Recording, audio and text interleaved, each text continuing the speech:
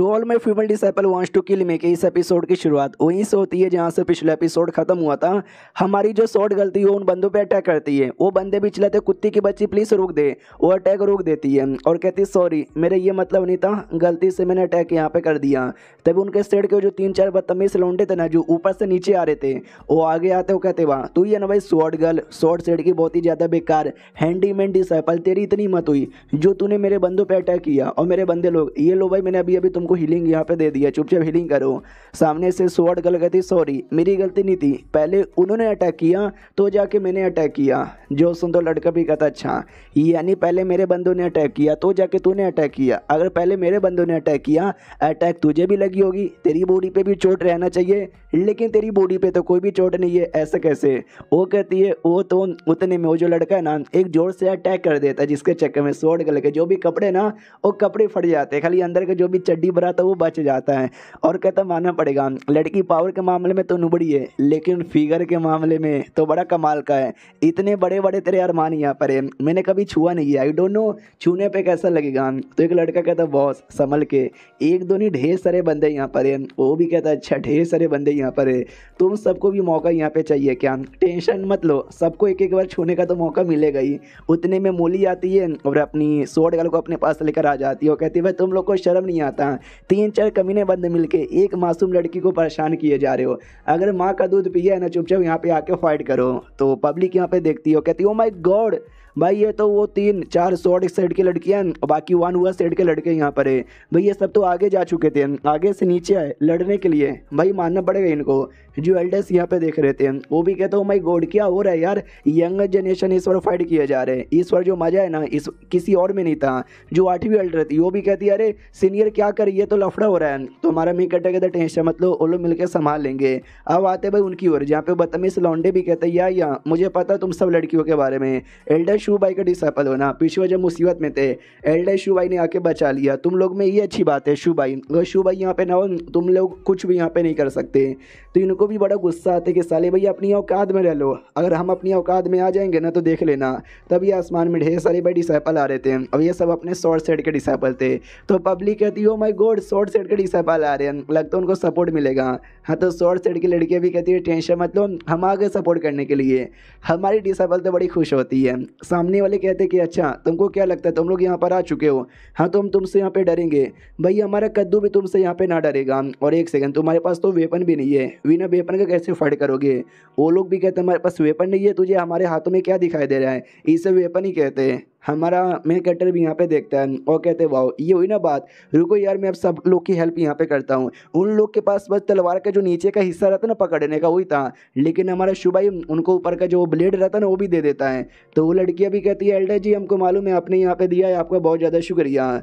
तो अपोनेंट यहाँ पे कहते हुए हम तो सोच रहे थे भाई तुम्हारे पास मज़े करेंगे टाइम पास करेंगे, लेकिन तुम लोग के पास अब वेपन भी आ चुका है, यानी तुम लोग फाइट करके मरना चाहते हो, जब मरना ही चाहते हो हम भी तुमको मारने को तैयार हैं। तो हमारी लड़कियाँ भी कहती है हमको मारने को तैयार है, साली बिल्कुल ना हम लड़ेंगे और हम तुम्हारी बैंड यहाँ पे बजाएंगे। तो चलो यार लड़ाई के लिए स्टार्ट हो जाओ, तैयार हो ना। सब लोग कहते हैं यस हम तैयार है। और जो अपोनेंट यहाँ पे थे वो भी कहते यस भाई हम भी यहाँ पे लड़ाई करने को तैयार है। और लड़ाई में समझो 1 वर्सेस 1 होगा, हमारे बंदे वर्सेस तुम्हारे बंदे। तो ये जो उनका टीम का मेन बॉस यहाँ पे था वो भी कहते चलो भाई मुझे ज़्यादा कुछ पसंद नहीं है, ज़्यादा मुझे लंबा चौड़ा लड़ाई नहीं करना, तो तुम्हारे में जो सबसे स्ट्रॉन्गेस्ट यहाँ पर है भाई वो आ जाओ, मैं उसके साथ यहाँ पे लड़ना चाहूँगा। और सबसे स्ट्रॉन्गेस्ट और सबसे सीनियर हमारी रुओ यहाँ पे थी, तो रुओ आगे आती है और रुओ बस उससे लड़के का मुकाबला स्टार्ट हो जाता है। पहले वो अटैक करता है, बाद में हमारी रुओ अटैक करती है, फिर वो भी अटैक करती है तो वो भी अटैक करता है, और ऐसे उनके बीच में लड़ाई हुआ जा रहा है। कभी वो इस पे भारी पड़ता है, कभी वो उस पे भारी पड़ती है, और अचानक से काफ़ी ज़्यादा ही तगड़ा अटैक हमारी रुओ उस पर कर देती है।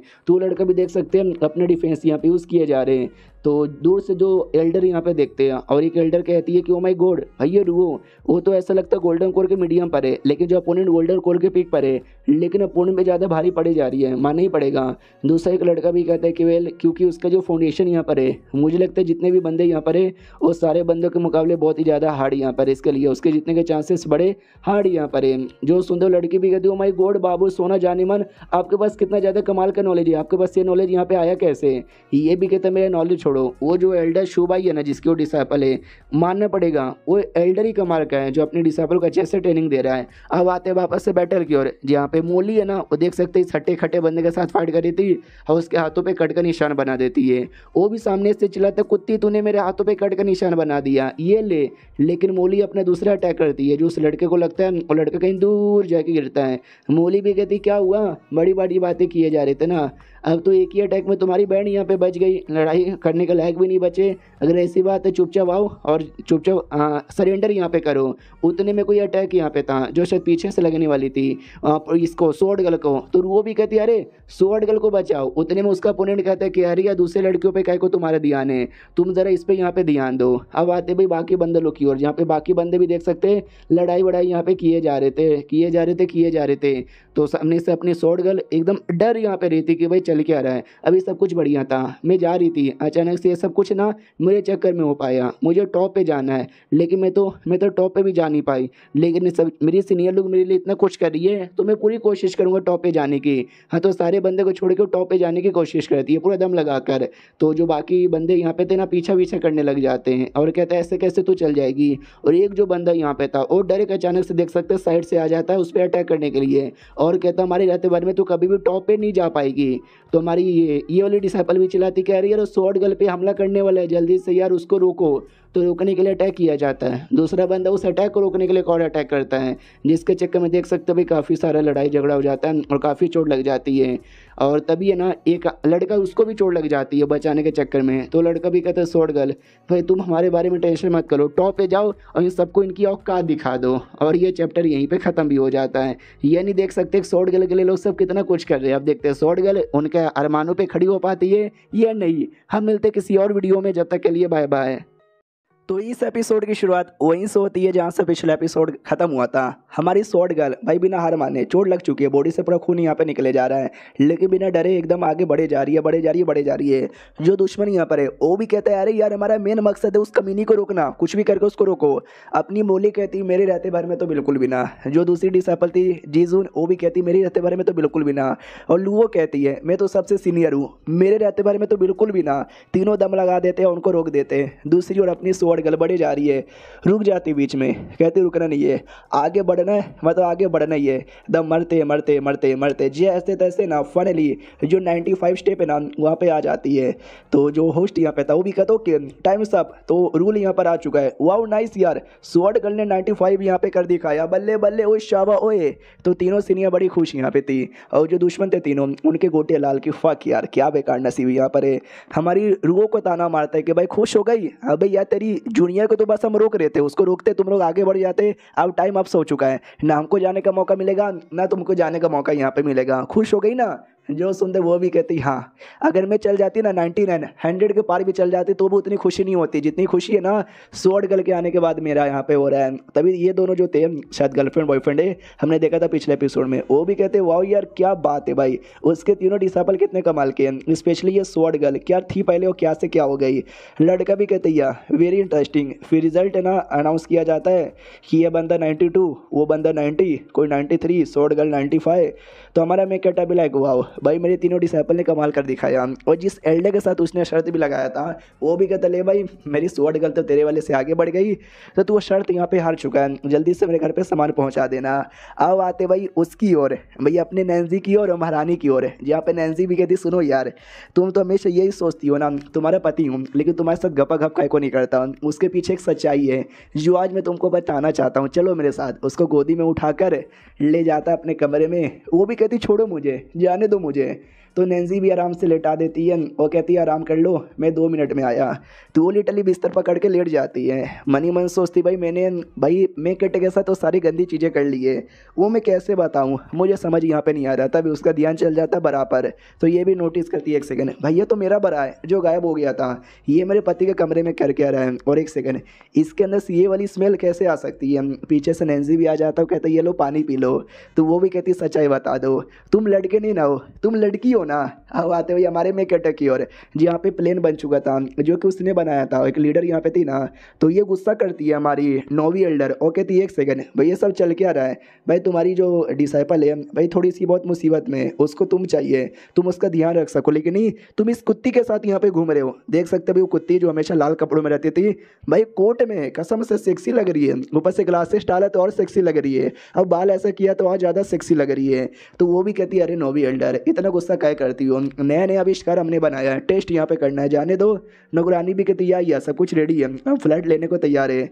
तो हमारा मेकअप भी कहता जाने दो ना यार, वो भी कहती है ओके ठीक है चले जाओ आराम से, लेकिन कुछ गड़बड़ ना होना चाहिए। हमारा मेकअप कहते क्या ही गड़बड़ होगा, कुछ गड़बड़ नहीं होगा। अब आते 2 मिनट बाद जब हमारा मेकअप उस लीडर के साथ ना प्लेन पे आ जाता है, कहता है सब ठीक है ना, वो भी कहते यार ठीक है। हमारा मेकअप भी कहता नया नया बना है, तुमने पेमेंट किया था ना, कुछ दिक्कत नहीं ना होगा। ये भी कहती बॉस अरे टेंशन काहे को लेते हो, कोई दिक्कत यहाँ पे नहीं होगा। जैसा ये बोलती है दिक्कत हो जाता है, ऐसा लगता है किसी ने अटैक कर दिया है। तो हमारा मेकअप अपनी एबिलिटी यूज़ करता है, अपने आप को भी उस लीडर को भी बचा लेता है। ध्यान जाता है आसमान में कुछ तो है, ऐसा लगता है शायद कोई बर्ड है जिसने हमला कर दिया है। तो ये भी कहती है ऐसा हो ही नहीं सकता, मैंने चेक किया था इस एरिया को, आसमान क्लियर है, कोई बर्ड नहीं, कोई चिड़िया नहीं, कोई कीड़ा भी नहीं उड़ रहा था, फिर ऐसे कैसे कोई आ सकता है। हमारा मेकअप का एक सेकंड, यानी कोई बर्ड कोई चिड़िया नहीं है, कहीं ऐसा तो नहीं है हमारे किसी दुश्मन ने अटैक किया है। वो भी कहती है दुश्मन हो सकता है।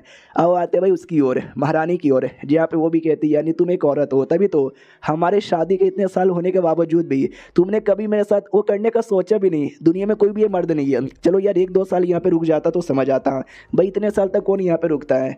तुम लड़की निकल के बताओ अपना जो रियल चेहरा है ना लड़की वाला, वो मुझे दिखाओ। तो नैन्सी भी अपना जो रियल चेहरा है ना, रियल चेहरे में आ जाती है, वही नैन्सी वाले रूप में, जो देख के महारानी भी कहती है अच्छा कमीनी, तो तू ही है क्या नैन्सी की बच्ची, कुत्ती में मार डालूंगी। लेकिन रुक जाती है और कहती है शिव भाई ने मुझे बहुत पहले बोला भी था कि राजा की कोई बहन है नैन्जी जिसका नाम यहाँ पर है। मैं भी सोचूं भाई मेरे पति का कोई बहन भी है, मुझे पता ही नहीं, अब मुझे समझ आया तू ही है। और मुझे ऐसा क्यों लगता है तो उसके साथ प्यार भी करने लगी है, उसके साथ घपा घप भी कर लिया है कि वो सच है ना।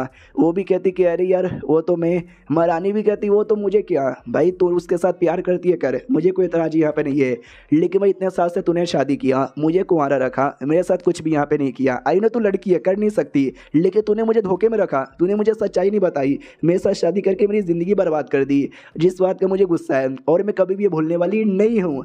तभी नैन्सी भी कहती सुन ले तू ज़्यादा नाटक मत कर, तेरी बॉडी से भी स्मेल महसूस हो रहा है जो मुझे शुभाई की बॉडी से महसूस होता है, यानी तू है जिसने मुझे धोखा यहाँ पे दिया, जो तू उसके साथ यहाँ पे सो चुकी है। मैं तो तेरा पति यहाँ पे था ना, तो अपने पति को छोड़ के तू किसी और मर्द के साथ यहाँ पे सोई है, तो बोल धोखेबाज कौन है, तू या मैं हूँ। यानी आज एक दूसरे को ये दोनों एक्सपोज कर चुके हैं, तो भाई क्या होगा आगे जो होगा ना वो सबसे ज़्यादा देखने में मज़ा आएगा। तो देखते हैं भाई क्या होता है।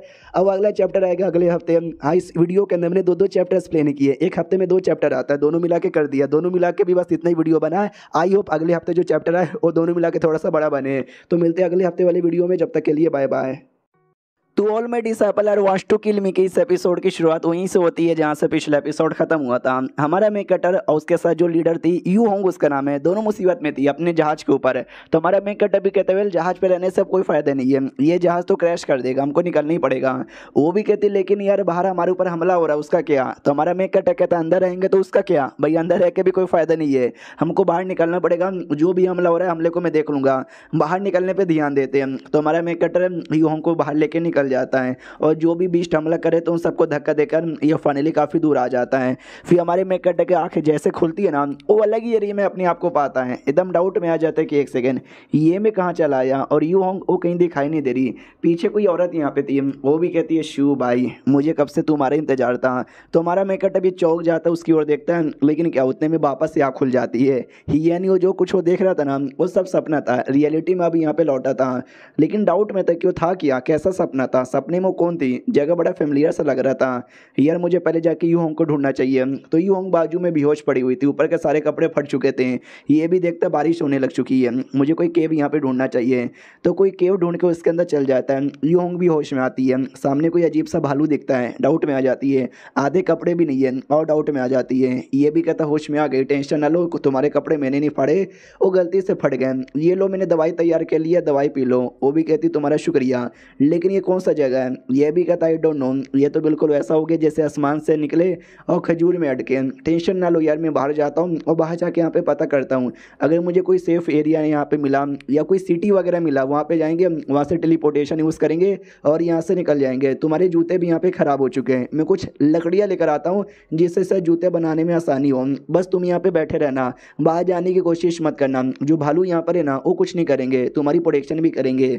ये भी कहते बड़े अच्छे आदमी हो, तभी तो भाई लड़कियाँ तुम्हारे पीछे इतनी पागल यहाँ पर है। टेंशन ना लो, और हाँ संभल के जाना, ढेर सारे जंगली जानवर है। शिव भाई भी कहता है यार संभल के जाऊँगा, तो झाड़ियों में आ जाता है, यहाँ वहाँ ढूंढने लग जाता है। तभी उसको आइडिया लगता है कोई तो जंगली जानवर है, तो ये अटैक कर देता है। तो सामने कोई अजीब सा ही जानवर यहाँ पे था, सांप जैसा, केकड़ा जैसा, ईल जैसा, मतलब जितने भी जानवर हो सकते थे सब टाइप के जानवर यहाँ पे थे और सब इसी को घूर के देख रहे थे। तो इसकी भी फट जाती है कि मम्मी रे इतने सारे, अरे जान बचाओ और भागो यहाँ से। तो वो तो वहाँ से निकल जाता है और अब आते हैं उस अजीब से मिस्टीरियस आदमी की ओर, जिसको मैंने कई बार देखा, लेकिन साले का मेन प्लान क्या है आज तक समझ यहाँ पे नहीं आता। वही जिसका एक आँख नहीं है, जो कि अपने स्वॉर्ड गर्ल का बाप भी है और जिसके साथ ये जो अजीब सी लड़की रहती है। तो उसने किसी और लड़की को मिशन पे भेजा था, वो लड़की भी कहती बॉस मिशन यहाँ पे पूरा हो चुका है, लीडर शुबाई और लीडर यूहोंग दोनों जहाज पे बैठ के निकल चुकी है और हमने अपने जानवरों को बोलकर उन पे अटैक करवा दिया है, भाई दोनों मरे पक्का। तो ये आदमी भी कहता है वो शुबाई है, शुबाई इतना आसानी से मरेगा नहीं, लेकिन इतना कन्फर्म है कि भाई उनका एक्सीडेंट हो जाएगा। एक्सीडेंट होगा, वो लोग नीचे झाड़ियों में गिरेंगे जहाँ पे पहले से ढेर सारे जानवर यहाँ पर है जो देखना उनका शिकार करने की पूरी कोशिश करेंगे। बाई चांस दोनों बच भी गए ना तो भी मैं लिख के यहाँ पे बोलता हूँ।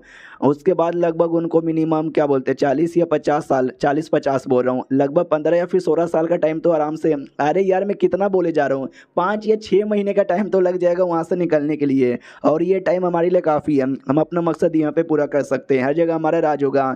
क्यों, मैंने सही बोला ना, हल्ला बोल। सब लोग कहते हैं यस आपने सही बोला, हल्ला बोल हल्ला बोल हल्ला बोल। तो सब लोग लिटरली हल्ला यहाँ पे बोलने लग जाते हैं। उसके बाद ना आते भाई उन दोनों की ओर, मतलब हमारे मेक कटर की ओर, जहाँ पे हमारा मेक कटर एकदम भागे जा रहा है कि बचाओ यार ये तो एकदम मेरे पीछे ही पड़ गए। लेकिन अचानक से वो रुक जाता है क्योंकि सामने ना उनको एक अजीब सा स्टैचू दिखाई देता है और जो भी जानवर यहाँ पे थे स्टैचू देख के एकदम डर चुके थे, डर के मारे भाग जाते हैं।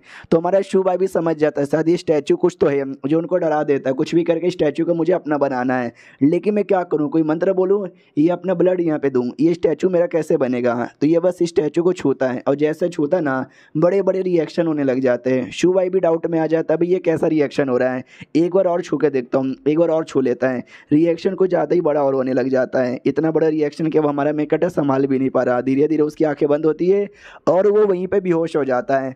अब आते हुए नैन्सी और महारानी की ओर, जहाँ पे महारानी भी कहती है तू शू भाई के साथ यहाँ पे सो चुकी है ना, देख झूठ बोलने की जरूरत नहीं है, तेरी बॉडी से साफ साफ यहाँ पे महसूस हो रहा है। जो सुनते ये भी कहती है कि वेल हाँ गलती से मैंने शू भाई समझा और उसके साथ मैंने रातें गुजार ली, मेरा मन यहाँ पे नहीं था। ये भी कहती है कि वेल मैं तुझे वैसे मना नहीं कर रही हूँ।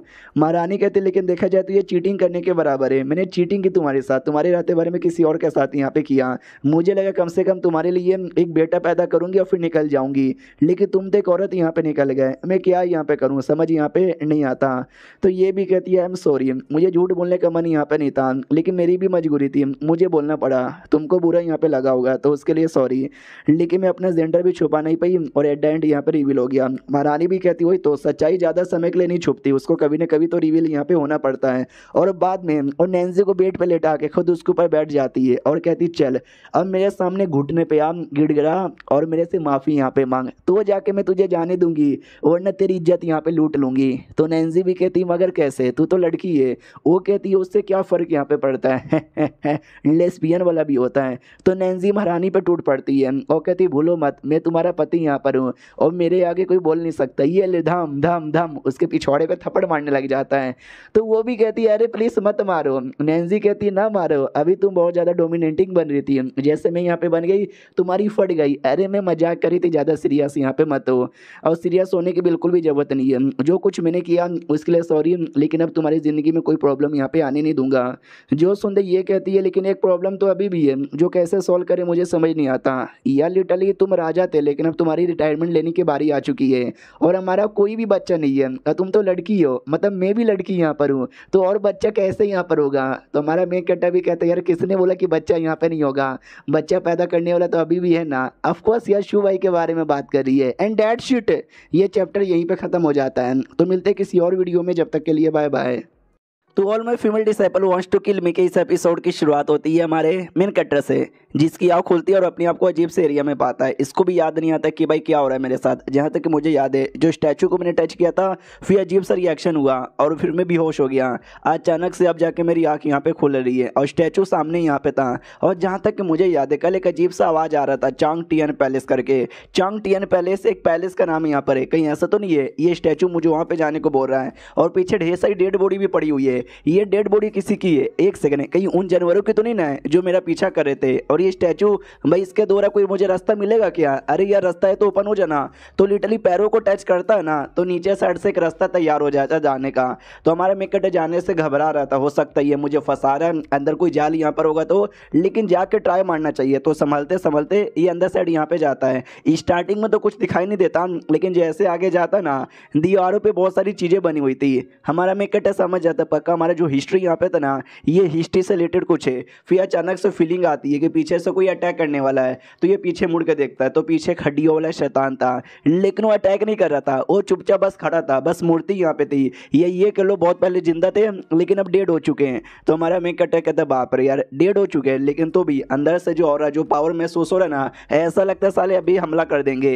एक काम करूं क्या, अबे रख लेता हूं मैं सबको, बाद में काम आएगा। तो जो सामान उसको दिखता है ना वो सब कुछ रख लेता है। और तब आगे से भी है ना उजाला आता है तो ये आगे चेक करने जाता है। यहाँ पे एक बड़ा सा एल्टर था और एल्टर के सामने तीन देख सकते हैं भाई हड्डी कैसा सीढ़ी बना के खड़े थे। हमारा मेकट कहता नाइस यार सीढ़ी भी बनी हुई है। तो ये चढ़ के ऊपर जाता है, जैसे ऊपर जाता ना ऊपर एक टोकन जैसा कुछ तो दिखाई देता है तो उसको रख लेता है। और जैसे आगे जाता है तो मैप दिखाई देता है। ये समझ जाता है चांग टियन पैलेस का आवाज़ आ रहा था, यानी ये पक्का चांग टियन पैलेस का ही मैप होगा। उसके बाद वहाँ से निकल कर आता है वही वापस लीडर शो से मिलने। तो ये एकदम वो काँप रही थी ठंड के मारे और कहती है अरे मुझे बहुत ज़्यादा ठंड लग रही है। हमारा मेकट भी कहता टेंशन ना लो, ये लो गर्मी, मुझे मालूम है कि बर्फ़ पड़ने लगी जिसके चक्कर में ठंड ज़्यादा हो गया, मैं और दवाई लेकर आया हूँ लगा देता हूँ। भाई उसने अंदर से कुछ नहीं पहना था और हटा लेती है पूरा सब कुछ और कहती है लगा दो। तो शिव भाई भी कहता मम्मी ने तुमको ठंड लग रही है और तुमने सारे कपड़े उतार दिए, भाई ये क्या लॉजिक हुआ? वो भी कहती है वो कपड़े तो वैसे भी फट गए थे, पहनने के लायक यहाँ पे नहीं है और तुम इतना शर्मा काहे करे हो? ऐसा मत बोलो, तुमको पसंद नहीं है, मुझे मालूम है तुम हमेशा यही चाहते थे कपड़े उतार के तुम्हारे सामने आ जाऊं, ऊपर से लेके नीचे तक मुझे पूरा देखना चाहते थे। लो देखो अब शर्मा काहे करे हो? हमारा मेकट कहता अरे यार नहीं प्लीज अपने आप को कवर कर लो। वो भी कहती मगर क्यों? क्या मैं सुंदर यहाँ पे नहीं हूँ? क्या मैं सेक्सी यहाँ पे नहीं हूँ? क्या तुम्हारी नज़रों में मेरे में कोई कमी है? हमारा मेकट उसको कवर करता है और कहता नहीं आप में कोई भी कमी नहीं है। सच बताओ मेरी नज़रों में आप तो एक गॉडेस हो गॉडेस, लेकिन मैं चाइनीज मंगा का मेकट रहूँ ना, पहले कुल बनने की कोशिश करूंगा, फिर जेंटलमैन बनने की कोशिश करूंगा, फिर धीरे धीरे आपको फालतू में दिल जीत लूंगा, फिर 4-5 लड़कियों के साथ भी सेम करके उनका भी दिल जीत लूंगा और कहानी के एंड तक 9-10-12 लड़कियां तो आपके जैसी आसानी से पट जाएगी ना। तो ये करना ऐसा चाइनीज मेन कैरेक्टर का मांगा मुझे बहुत ज़्यादा पसंद है। बाद में दवाइयाँ लेता है, दवाइयाँ लगवा देता है। 2 मिनट बाद वो कपड़े पहन कर आती है जो कपड़े हमारे मेक कैरेक्टर ने उसको यहाँ पे दिया था। तो वो भी कहती भाई तुम्हारे पास ये कपड़ा कैसे आया, तुम तो लड़की नहीं हो, लड़कियों के कपड़े लेके कैसे घूमते हो? ये भी कहता नहीं यार मुझे नई नई चीज़ें बनाने का शौक है तो मैं कपड़े बनाता रहता हूँ, कभी लड़का का कभी लड़की का कभी गे का, तो उसमें मैंने बनाया था, चलो यहाँ से निकलते हैं। वो भी कहती मगर कहाँ? हमारा मेकअप भी कहता मेरे को एक सील मिला था, आई डोंट नो किसका है, लेकिन किसकी का तो है सर चांग टियन पैलेस का। वो भी कहती शायद हाँ चांग टियन पैलेस में एंट्री मारने के लिए ये साथ कोई सील होगा जिसके द्वारा ओपन होगा, तुमको कहाँ मिला? हमारा मेकअप कहता बस मिल गया यार, हमको यहाँ से निकलना चाहिए, मौसम साफ है, ना बारिश हो रही है ना बर्फ यहाँ पे गिर रहा है, चल पाओगी क्या? वो भी कहती नहीं मेरे पैरों में तो चोट लगा है, मैं तो चल भी नहीं पाऊंगी। हमारा मेकअप भी कहता है अच्छा ऐसी बात है क्या, तो चलो यार मैं आपको लिटरली पीठ पे उठा लेता हूँ। वो भी कहती है एक सेकंड सच्ची में आप उठा लोगे ना? हमारा मेकअप भी कहता है मैडम जी आपसे बड़े बड़े लोगों को मैंने यहाँ पे उठाया है तो आप तो बड़ी हल्की सी होगी। तो लिटरली उसको उठा भी लेता है और तभी किस कर देती है और कहती है जो भी आपने मेरे पे एहसान किया ये उसी एहसान का समझ रहे हो ना? हमारा मेकअप भी लाइक या बहुत ज़्यादा कुछ ज़्यादा ही समझ रहा हूँ। अब आते भाई उन दोनों औरतों की ओर जहाँ पे उसने बोला भी था कि भाई हम दोनों औरत हुए तो क्या हुआ, बच्चा तो भी आ सकता है। तो ये भी कहती कैसे, हम दोनों औरत यहाँ पर है, भाई दोनों औरत मिलकर एक बच्चा कैसे पैदा कर सकती है, बकवास मत करो। उसके दिमाग में तो शू भाई यहाँ पे था कि शू भाई के पास यांग बॉडी है, मेरे पास यंग बॉडी है, अगर हम दोनों ने मिलकर बच्चा पैदा किया तो जो हमारा बच्चा होगा ना भाई एक्स्ट्रा ऑर्डिनरी होगा। बाद में अपने आदमी के फॉर्म में आती है और कहती है हमारे बीच में जो कुछ अभी हुआ ना भूल जाओ, हाँ अभी मैं यहाँ से जा रहा हूँ, 2 मिनट बाद यहाँ पर आऊँगा, जब तक अपना ध्यान रखना, अभी बच्चे की कोई ज़रूरत नहीं है तो उसके बारे में बातचीत भी नहीं करेंगे। इतना बोल के निकल जाती है। लेकिन महारानी भी लाइक नहीं है, हमको बच्चों की ज़रूरत यहाँ पर है और बच्चा जितना जल्दी हो सके उतना जल्दी चाहिए। और अब आते हैं शू भाई और शू की ओर, जहाँ पे वो भी कहती नाइस भाई, आपने लिटरली सुबह से लेकर शाम तक मुझे अपनी पीठ पे कैरी किया तो भी आपको कुछ भी यहाँ पे नहीं हुआ। भाई मेरा पैर दुख गया लिटरली आपके ऊपर कैरी हो होकर। हमारा मेकअप अभी कहता बोला ना, देसी घी की पावर है, देसी घी की पावर, आपकी जैसी 50 और आएगी ना तो मैं सबको यहाँ पे उठा लूंगा। अरे बड़ा दम है यार मेरे अंदर। और तभी अचानक से ध्यान जाता है आसमान की ओर, आसमान में कोई अजीब सा ना बर्ड यहाँ पे घूम रहा है। तो शू भाई समझाता है कि एक सेकंड, ये अजीब सा बर्ड है, अगर तुमने गलती से हल्का से इनको छेड़ दिया भाई एकदम तुम्हारे पीछे ही पड़ जाएगी जब तक तुम्हारी जान नहीं निकाल देगी। ये करके आ रहे हैं यहाँ पर, एक सेकंड ऐसा क्यों लगता है कि शायद लड़ाई कर रहे हैं। तो सच्ची में लड़ाई कर रहे थे कुछ डेमोनी कल्टीवेटर के साथ। तो हमारा मेकअप भी कहता फक यार, डेमोनी कल्टीवेटर भी यहाँ पे आ चुके हैं, हम लोग क्या करें। वो भी कहती है केवल हम क्या ही कर सकते हैं यार, हम लोग उनके सामने भी नहीं जा सकते वरना वो लोग हमको पहचान लेंगे। तो हमारा मेकअप अभी कहता है एक सेकंड, नहीं ये लोग नहीं पहचानेंगे। डेमोनी कल्टीवेटर मालूम है कौन होते हैं, हमारे जैसे बंदे होते हैं जो अपने सेट को धोखा देकर डेमोनी सेट के मेंबर यहाँ पे बन जाते हैं। और लोग हमेशा नकाब पहनते हैं, चेहरा कभी नहीं दिखाते ताकि उनके सेट वाले पहचान ना ले। तो एक काम करते, मेरे पास ढेर सारा नकाब है, हम भी नकाब पहन लेते, उनके बीच में घुस जाते और उनको भी पता नहीं चलेगा। और ये चैप्टर यहीं पे खत्म हो जाता है। तो हम मिलते हैं किसी और वीडियो में, जब तक के लिए बाय बाय।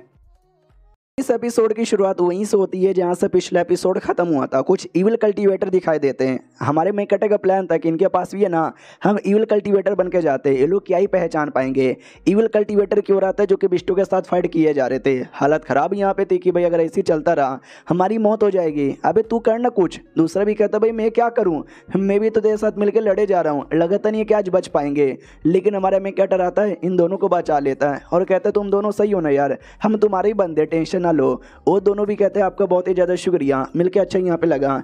मेरा 11 टाइटल है और इसका 13 टाइटल यहाँ पर है। तुम दोनों कौन हो, तुम्हारा क्या नाम है। हमारा मेकटर फेक नेम बताता है कि मेरे को 9वीं कह सकते हो और इसको तुम 7वीं कह सकते हो और क्या। और हम लोग शॉर्ट सेट के मेंबर है। तो जैसे ये दोनों देखते कहते वाओ, हमें दुनिया भर के हर एक सेट से कोई ना कोई गद्दार यहाँ पे मिला है, लेकिन शॉर्ट सेट का भी कोई गद्दार हम पहली बार यहाँ पे देख रहे हैं। अगर प्रॉब्लम ना हो और मेरा अंदाजा गलत ना हो तो पक्का तुम सेट की भाई दूसरी एल्डर होगी। यस तुम दूसरी एल्डर होगी।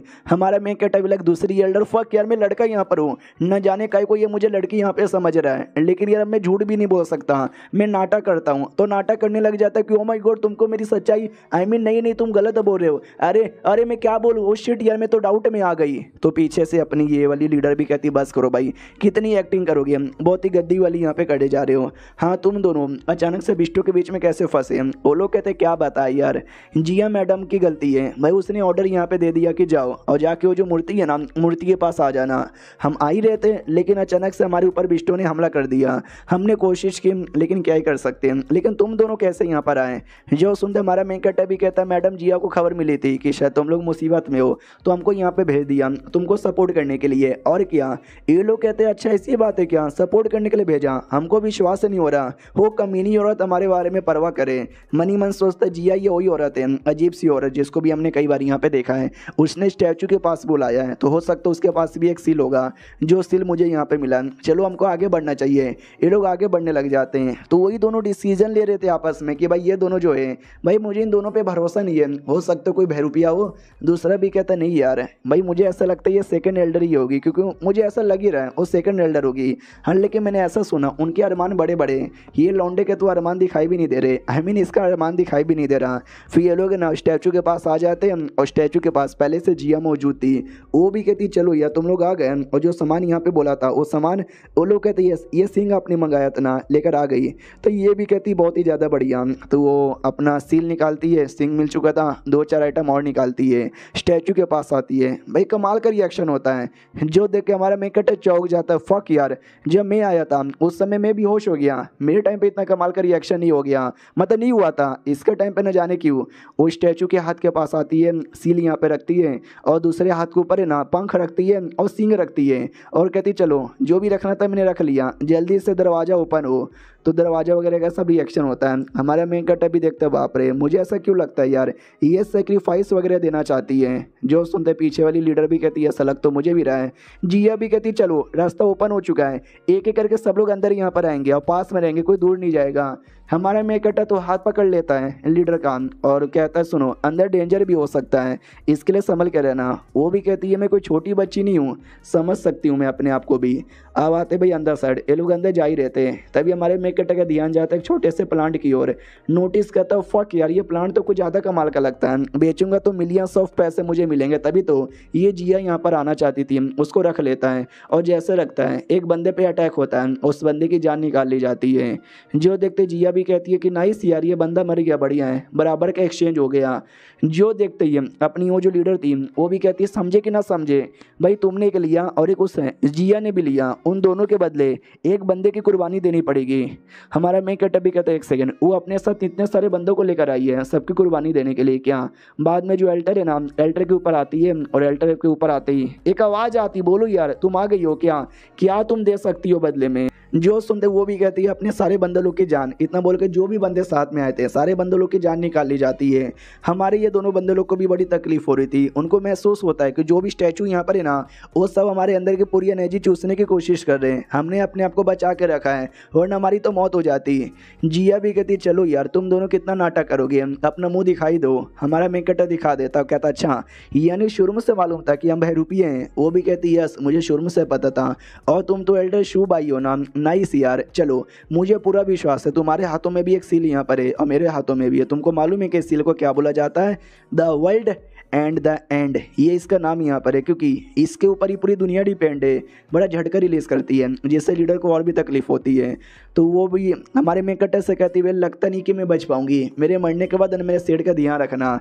जिया कहती है कि वाह तुम दोनों का क्या इमोशनल डैमेज यहाँ पे चालू है।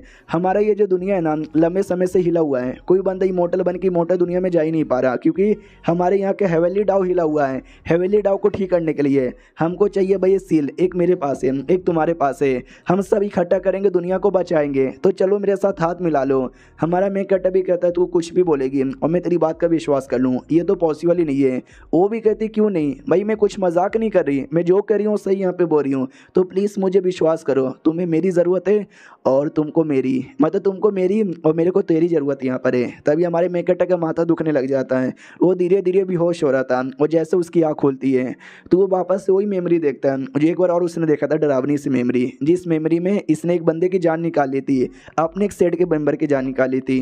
तो वो मेंबर भी हंसने लग जाता है और कहता है कि वेल यार मैं मर जाऊंगा लेकिन तो सब कुछ बर्बाद हो जाएगा। तभी हमारा मेन कैरेक्टर भी होश में आता है, नोटिस करता है एक सेकंड भाई मैंने इसको मार क्यों दिया, ये तो ग्रेट एल्डर है, ये भी मरी हुई है, सारे एल्डर यहाँ पे मरे हुए हैं, नहीं यार तुम सब कैसे मारे जा सकते हो, ये सब चल के आ रहा है। और ये चैप्टर यहीं पे ख़त्म हो जाता है। ये मेमोरी का राज क्या है वो अभी तक समझ नहीं आया, वो शायद आगे चल के पता चले। तो मिलते किसी और वीडियो में, जब तक के लिए बाय बाय। तो इस एपिसोड की शुरुआत वहीं से होती है जहां से पिछला एपिसोड खत्म हुआ था, जब हमारा मेन कैरेक्टर अपने आप को अलग ही एरिया में पाता है। तो ये अलग एरिया समझो एक टाइप का फ्लैशबैक यहाँ पे था, और ये जो फ्लैशबैक है ये रियलिटी में हो चुका है हमारे मेन कैरेक्टर के साथ। हाँ, जो चीज़ रियलिटी में होती है जो बाद में आपको चल के दिखती है उसी को फ्लैशबैक बोला जाता है। तो फ्लैशबैक के अंदर उसने सबको मार दिया था। पीछे से औरत आती है जो कि प्रिंसेस थी और कहती हो गया, मार दिया आपने सबको, बधाई हो। वो भी कहता तू दूर हो, क्यों तूने मुझे मरवाया भाई, क्यों सबको मरवाया। वो भी कहती वेल यही एक रास्ता बचा था यार, ये दुनिया से बड़ी एक दुनिया है, इमोर्टल दुनिया, वहाँ पे जाने का एक लौता यही रास्ता है। हमारा मेन कैरेक्टर कहता नहीं मुझे नहीं जाना, मुझे उस दुनिया में वापस बिल्कुल नहीं जाना, मुझे इसी दुनिया में रहना है। तो वो भी कहती है अरे यार आपने तो सबको यहाँ पे मार दिया, अब कैसे यार, अब चलो इमोर्टल दुनिया में। हमारा मेन कैरेक्टर भी कहता ना मुझे कोई इमोर्टल दुनिया में नहीं जाना, मुझे यहीं पर रहना है, कुछ भी करो सबको रोको। तो वो माथे पे किस करती है और कहती है एक रास्ता यहाँ पर है, तलवार यहाँ पे लीजिए, मार डालिए मुझे, क्योंकि मैं ही हूँ इस दुनिया की वे ऑफ हेवन। अगर आपने मुझे मार दिया तो दुनिया का वे ऑफ हेवन खत्म हो जाएगा और बाद में आप पूरे टाइम को रीस्टार्ट कर सकते हो शुरू से, यानी काफ़ी ज़्यादा शुरू से। तो मार डालो मुझे। तो हमारा मेन कैरेक्टर मार डालता है और कहता है यानी एंड में सब छोड़ के चले गए, तुम ही छोड़ के चली गई, सब कुछ रीस्टार्ट हो गया। जब मैं एक बच्चा था तो मास्टर यहाँ पर आया, मुझे अपने सेट में लाया, फिर बाकी जो सीनियर्स यहाँ पे थे और उनके साथ मुलाकात हुई, फिर मैंने अपने डिसाइपल यहाँ पे बनाए। तो ये सब कुछ यहाँ पर हुआ। ये सब होने के बाद है ना वापस से टाइम बैक हो गया था, जो हमारा मेन कैरेक्टर पृथ्वी वाला उसकी बॉडी के अंदर आया था। तो ये सब मेमोरी धीरे धीरे हमारे मेन कैरेक्टर को याद आती है, बैक टू नॉर्मल आते हैं। वो जो औरत यहाँ पे थी शू भाई से कहती है, शू भाई होश में आ गए भाई, मैं आपको मौका दे रही हूँ, वो सब छोड़िए हमारे साथ यहाँ पे मिल जाइए। हमारा मेन कैरेक्टर कहता है बिल्कुल भी मैं तुझसे तेरे साथ नहीं मिलने वाला। वो भी कहते नहीं तो मरने के लिए तैयार हो जाओ। इतना बोल के अटैक करती है। हमारा मेन कैरेक्टर भी अटैक करता है अपनी एबिलिटी यूज करके।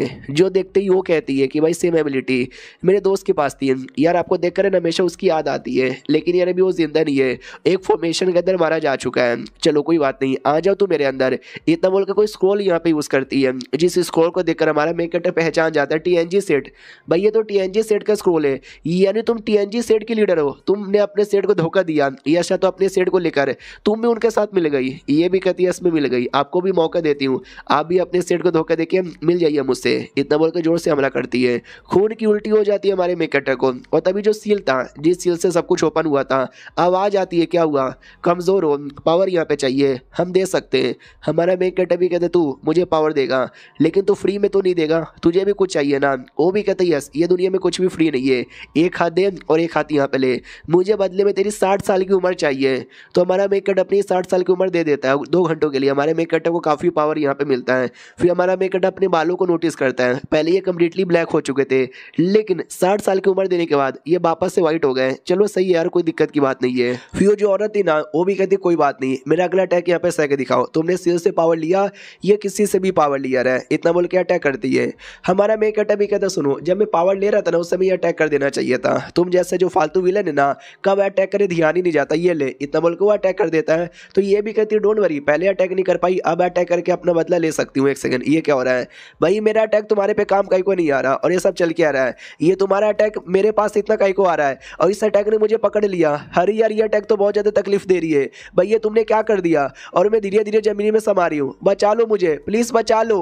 लेकिन नहीं बचा पाते, ज़मीन में समा जाती है। हमारा मेन कैरेक्टर भी ज़मीन में समाने लग जाता है, और ज़मीन अजीब सा पानी जैसा बन चुका था, और उसके अंदर पहले से वो जो कोठे वाली लीडर है ना, वो भी वहीं पे समाई पड़ी थी। तो ये लीडर को बचाने के लिए आगे बढ़ रहा था। अब आते भाई हमारे एल्डर्स लोग की ओर, जो शिप से आ रहे थे। बड़की एल्डर एकदम डर जाती है, घबरा जाती है। तो बाकी सब कहते क्या हुआ, अब इतना घबरा कहीं को रही हो, कुछ गड़बड़ है क्या। वो भी कहती है गड़बड़ यहाँ पर है, बहुत ही ज़्यादा बड़ी वाली गड़बड़ यहाँ पर है। अरे यार जो एल्डर हमारा था ना 5वां शू भाई, यार उसका टोकन, यार उसका लाइफ टोकन डिसअपियर। ये लोग कहते नो वे यार, वो तो तभी होता है जब किसी की मौत हो जाती है। जो सेकंड एल्डर थी मुंह बना के कहती है कि अरे यार वो कमीना यहाँ पर है, कमीने लोग इतना आसानी से नहीं मरते। तो बड़की एल्डर भी कहती है अरे यार किसी की जान जा रही है और तुझे भी इतना डार्क मजाक यहाँ पे सूझ रहा है। ये 7वीं थी जिसको हमने पहली बार यहाँ पे देखा है, इससे पहले नहीं दिखाया गया है। तो वो भी कहती क्या हुआ, कुछ गड़बड़ है क्या। अरे टेंशन ना लो, हम जल्दी से पहुँच जाएंगे, 2 दिन का मिनिमम टाइम लगेगा। अपना ये जो पियक्कड़ था छट्टा वाला, वो भी कहता है कि अरे यार तुम भी ना, चलो यार फाइनली मिल जाएंगे। वो शर्माते शर्माते सोचती है इतने सालों बाद मैं शू भाई से मिलने वाली हूँ। अब आते भाई शू भाई की ओर, जो टोकन ने पड़ा हुआ था। वो जो औरत यहाँ पे थी, वो औरत मरी नहीं थी, जिंदा यहाँ पे थी, कपड़े वपड़े फट जाते हैं। और कहती बाप रे नीचे क्या पानी यहाँ पे था, और वो पानी कितना ज़्यादा ठंडा था, कपड़े भी फट गए। कसम से आए हाय, लंबे समय से, काफ़ी ज़्यादा लंबे समय से मैंने वेट यहाँ पे किया था, लेकिन इतने लंबे समय बाद मुझे इतना इंटरेस्टिंग बंदा मिल चुका है। और ये चैप्टर यहीं पे ख़त्म हो जाता है। एग्जैक्टली भाई क्या क्या हो रहा है, कौन किसका फ्लैशबैक है, कौन किसके लिए काम करता है, कौन किससे मिलने आ रहा है, थोड़ा सा भी कन्फ्यूज़न है। धीरे धीरे जैसे चैप्टर्स और आएंगे ना तो क्लियर होता रहेगा। हम मिलते किसी और वीडियो में, जब तक के लिए बाय बाय।